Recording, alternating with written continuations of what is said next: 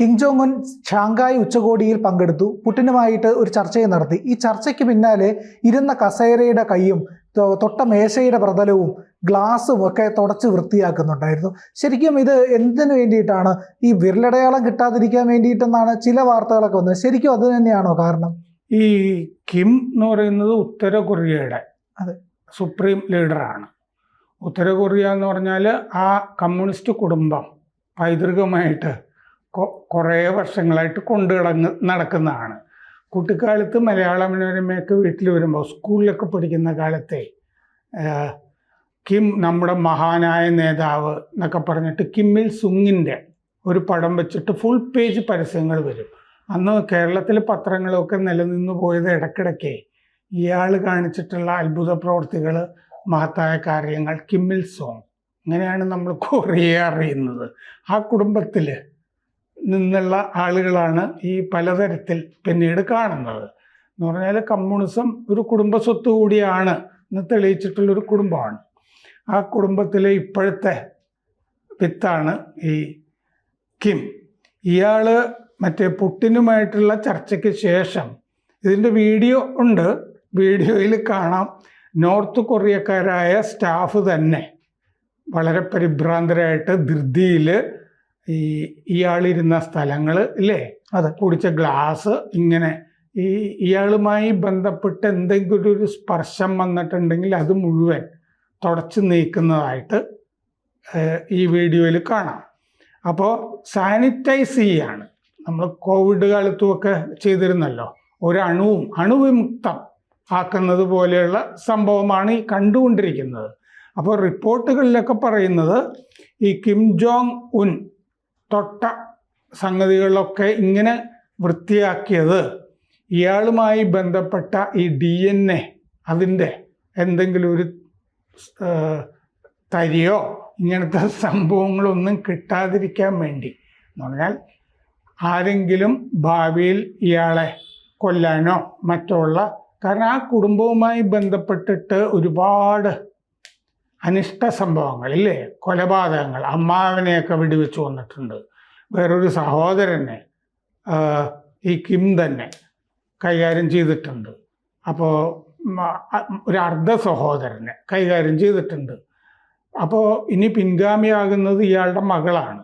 മകളും വന്നിട്ടുണ്ട്. ബെയ്ജിങ്ങിൽ ഇതിന് വന്നിരുന്നു. കാരണം ട്രെയിനിലാണല്ലോ വരുന്നത്, പച്ച ഒരു പഴയ ട്രെയിനിൽ കുടുംബത്തിൻ്റെ കാറുണ്ട്, മറ്റേ ബസ് ഉണ്ട്, ലോറി ഉണ്ടെന്നൊക്കെ പറയുന്ന പോലെയാണ്. കുടുംബത്തിനൊരു ട്രെയിനുണ്ട്. ഈ ട്രെയിനിലാണ് ഇയാളുടെ അച്ഛനും എല്ലാവരും പൈതൃകമായിട്ട് സഞ്ചരിക്കുന്നത്. ഒരുപാട് യാത്ര, വിയറ്റ്നാമിലേക്കാണെങ്കിലും ട്രംപിനെ കാണാൻ വിയറ്റ്നാമിലേക്കും നേരത്തെ ബെയ്ജിങ്ങിലേക്കും ഒക്കെ ഇയാൾ പോയതും ഈ ട്രെയിനിലാണ്. അപ്പോൾ അങ്ങനെ ഈ ആരോഗ്യത്തിൽ എന്ന് പറഞ്ഞാൽ എല്ലാ ഏകാധിപതികളും ഭീരുക്കളാണല്ലോ.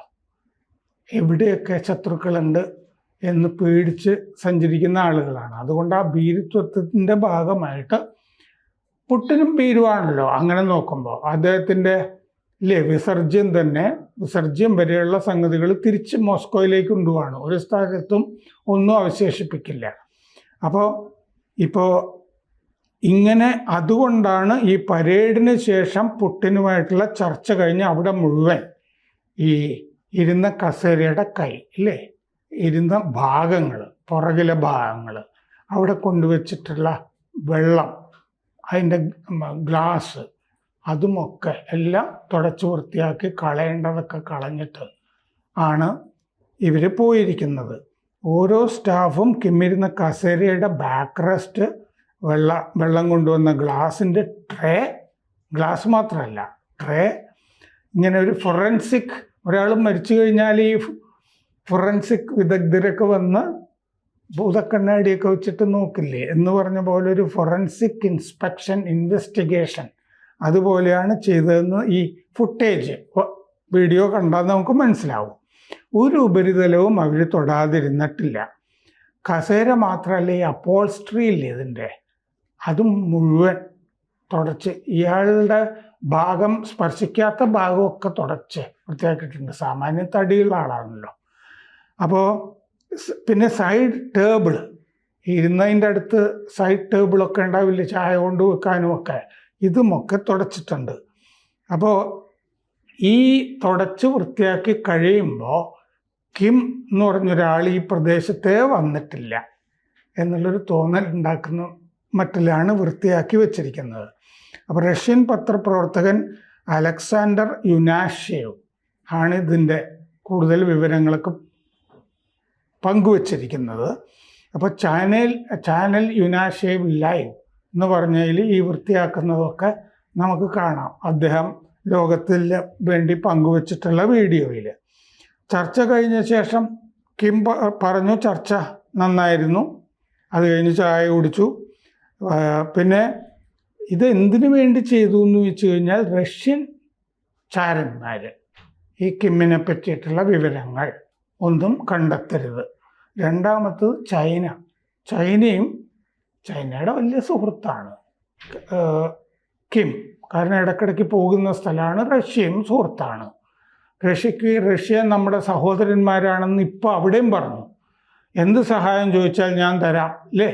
13,000 ഭടന്മാരെ അങ്ങോട്ട് യുക്രൈനിൽ അയച്ചു കൊടുത്തു യുദ്ധത്തിന് വേണ്ടി. റഷ്യക്ക് 2,000 പേര് കൊല്ലപ്പെട്ടു. കാരണം പ്രത്യേകിച്ച് ട്രെയിനിങ് ഒന്നും ഇല്ലാത്ത കുറേ പിള്ളേരെയൊക്കെയാണ് അയച്ചു കൊടുത്തത്. അപ്പോൾ അവരവിടെ മരിച്ചുപോയി. അപ്പോൾ അങ്ങനെ പുട്ടിനും ഇതുപോലെ തന്നെ ചെയ്യുന്നുണ്ട്. അപ്പോൾ DNA തെഫ്റ്റ് എന്നൊക്കെ പറഞ്ഞാണ് വന്നിരിക്കുന്നത്. പുട്ടിൻ്റെ അംഗരക്ഷകർ മൂത്രം ചുമക്കും, മലം ചുമക്കും, മുദ്ര വെച്ച ബാഗുകളിലാക്കും മൂത്രവും വിസർജ്യവും. എന്നിട്ട് ഇത് പ്രത്യേക സൂട്ട് കേസുകളിലാക്കിയിട്ട് കൊണ്ടുപോകും. 2017 മുതൽ പുട്ടിൻ്റെ കാര്യത്തിൽ ഇത് ചെയ്യുന്നുണ്ട്. അലാസ്കയിലും ഇത് ചെയ്തു എന്ന് പറഞ്ഞിട്ടാണ് അടുത്ത കാലത്ത് വാർത്തകൾ വന്നത്. അപ്പോൾ പഴയ കാര്യങ്ങളുമൊക്കെ വന്നു. അപ്പോൾ എന്തു സഹായവും ചെയ്യാമെന്ന് കിം പറഞ്ഞിട്ടുണ്ട്. സഹോദരനെ പോലെ കരുതണം. കോവിഡ് കഴിഞ്ഞ് കിമ്മിൻ്റെ ഒരു ആദ്യത്തെ ഈ ട്രെയിൻ യാത്രയാണ് എന്ന് പറയാം. ഇപ്പം ഈ ബെയ്ജിങ്ങിലേക്ക് വന്നത് ആ പച്ച. പിന്നെ മുമ്പൊരു ട്രെയിൻ യാത്ര വളരെ പ്രശസ്തമായിട്ടുള്ളത് ലെനിൻ്റെ ട്രെയിൻ യാത്രയാണ്. അദ്ദേഹം വിപ്ലവത്തിന് വേണ്ടി മറ്റേ ഫിൻലൻഡിൽ നിന്ന് ഒരു ട്രെയിനിലാണ് വരുന്നത്.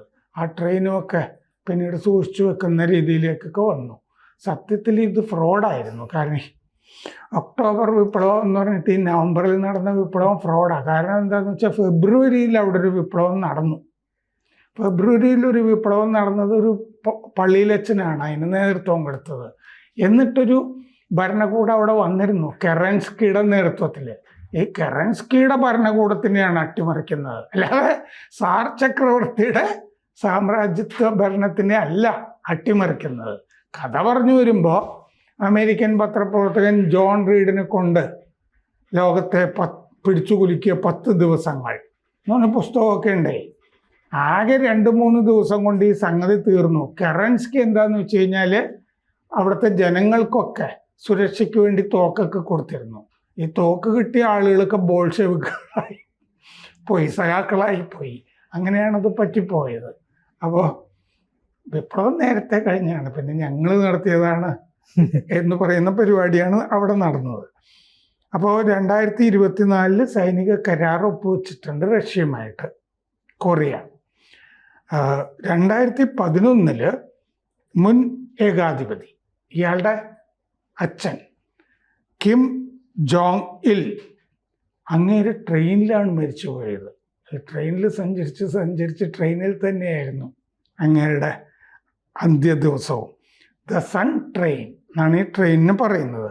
ബുള്ളറ്റ് പ്രൂഫ് കാരേജസ് ആണ് അതിലുള്ളത്. പിന്നെ ആയുധധാരികളായ കാവൽക്കാരൊക്കെ ഉണ്ട്. അതിന് സാറ്റലൈറ്റ് ഫോണുകൾ, ആ വിനിമയങ്ങളൊക്കെ ഉണ്ട്. നർത്തകിമാർ അല്ലേ, ബാറ്, ഈ വക സകല കാര്യങ്ങളും ഉണ്ട്. പിന്നെ ഇപ്പോൾ ബെയ്ജിങ്ങിൽ പോയി ചെന്നിറങ്ങിയാൽ സ്വന്തം ആരോഗ്യത്തിൽ ഇപ്പോൾ പുട്ടിൻ്റെ കാറും ഇല്ലേ കൊണ്ടുപോയില്ലേ അങ്ങോട്ട്, അത് എന്നിട്ട് അതിലല്ലേ മോദിയെല്ലാം കയറ്റി കൊണ്ടുപോയത് എന്ന് പറഞ്ഞ പോലെ ഇയാളുടെ ലിമൂസിനുകൾ ഈ ട്രെയിനിൽ കൊണ്ടുപോകുന്നുണ്ട്. ഇയാൾക്ക് സഞ്ചരിക്കാനുള്ള കാറുകൾ, അതിനുള്ള സ്പേസ് ഉണ്ട്. ഒരു സഞ്ചരിക്കുന്ന കോട്ട ആണ് ആ ട്രെയിൻ.